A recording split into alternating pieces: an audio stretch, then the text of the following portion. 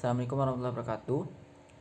Saya Kepala Polisi dengan NIM C1C018183. Baiklah, di sini saya akan membahas materi tentang metode riset. Baiklah, langsung saja. Yang pertama, pengertian riset. Riset adalah pengamatan terhadap fakta, identifikasi atas masalah, dan usaha untuk menjawab masalah dengan menggunakan pengetahuan merupakan esensi dari kegiatan riset. Oleh karena itu, riset dapat disebut sebagai suatu usaha yang sistematis yang mengatur dan menyelidiki masalah-masalah serta menjawab pertanyaan yang muncul yang terkait dengan fakta, fenomena, atau gejala dari masalah tersebut. Selanjutnya, motivasi dan tujuan riset. Motivasi merupakan sesuatu yang timbul dari dalam diri seorang untuk mencapai tujuan yang dia inginkan. Motivasi seseorang melakukan riset boleh jadi merupakan keinginan yang timbul dari dalam dirinya untuk memecahkan masalah maupun persoalan yang ada. Adapun tujuan umum seorang melakukan riset adalah mengetahui jawaban dari masalah ataupun persoalan tersebut. Banyak literatur menjelaskan bahwa motivasi dan tujuan riset secara umum pada dasarnya sama, yakni riset pada prinsipnya ditimbulkan oleh dua sisi yang saling terkait. Selanjutnya, ada manfaat dan pentingnya riset. Yang pertama itu adalah memberikan gambaran terkini atau state of the art terhadap minat khusus dalam bidang yang baru yang ingin diperkenalkan. Yang kedua, membantu mengidentifikasikan kesenjangan atau gap riset. Yang ketiga, untuk meninjau dengan membandingkan dan membedakan kegiatan riset melalui sub bidang akuntansi seperti akuntansi keuangan, audit, akuntansi manajemen, sistem informasi akuntansi, pasar modal, maupun perpajakan. Selanjutnya yaitu adalah memahami replikasi.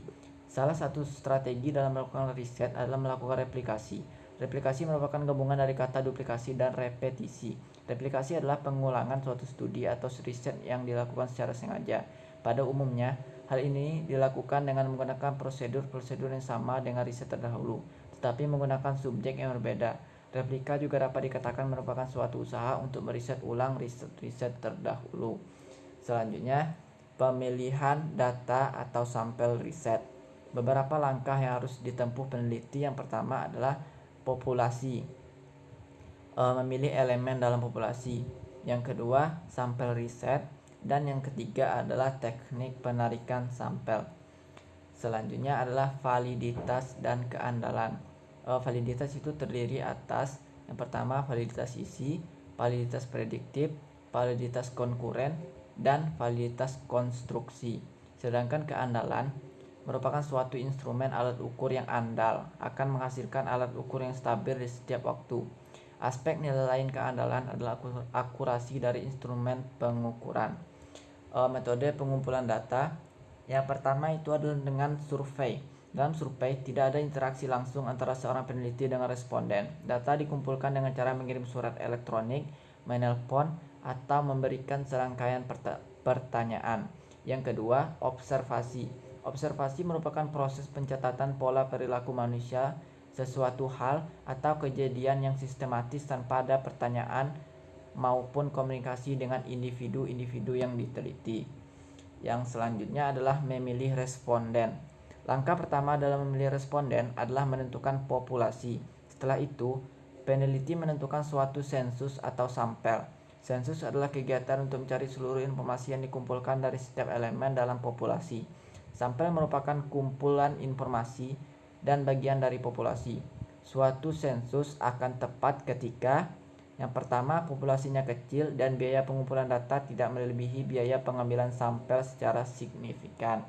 Yang kedua, penting untuk mengetahui setiap unsur dalam populasi. Dan yang terakhir adalah risiko dalam perbaikan secara keseluruhan sangatlah besar. Selanjutnya adalah analisis data persiapan laporan. Analisis data dilakukan setelah penelitian mengumpulkan semua data yang diperlukan dalam riset. Sebagai tahap akhir dari suatu riset adalah penyusunan laporan riset. Laporan riset secara umum berisi tentang hal-hal yang terkait dengan apa saja yang dilakukan oleh penelitian, sejak tahap persiapan riset hingga interpretasi dan penyimpulan hasil analisis.